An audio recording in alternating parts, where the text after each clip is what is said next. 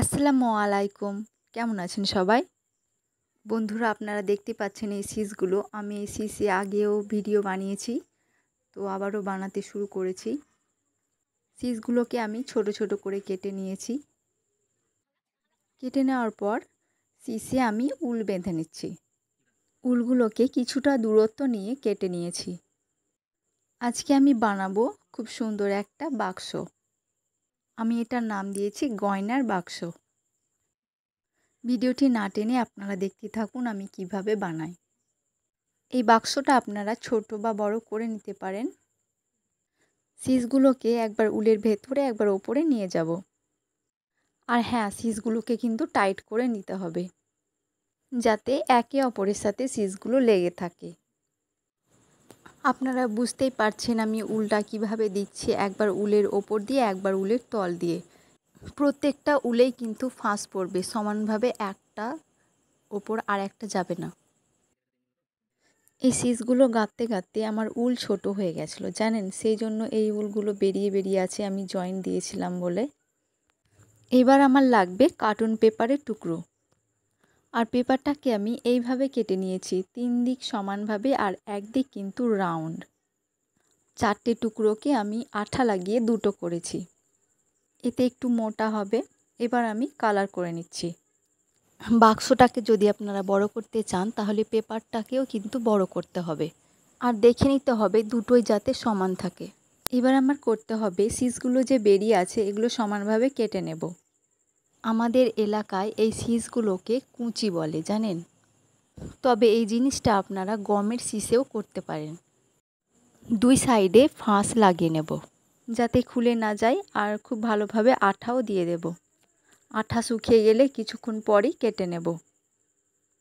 এবার কার্টুন পেপারে যে টুকরোগুলো কেটে রেখেছি সেগুলোতে ভালো করে আঠা লাগিয়ে নিচ্ছি। আঠাটা আমি নিচে 3 সাইডে লাগাবো, উপরে যে রাউন্ডটা রয়েছে সেটাতে কিন্তু লাগাবো না। আমি আমাদের গ্রামে যে আঠাটা পেয়েছি সেই আঠাটাই কাজ করে নিচ্ছি।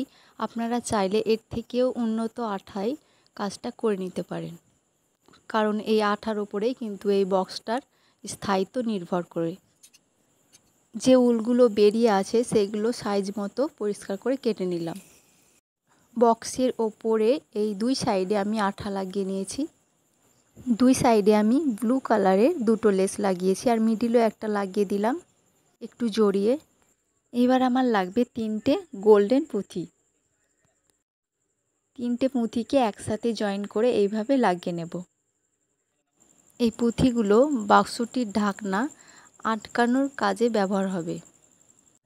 আপনারা ইচ্ছা মতো অন্য কিছুও ব্যবহার করতে পারেন। পুঁথি লাগানো হয়ে গেলে এবার লাগিয়ে নেব সরু একটা এলাস্টিক।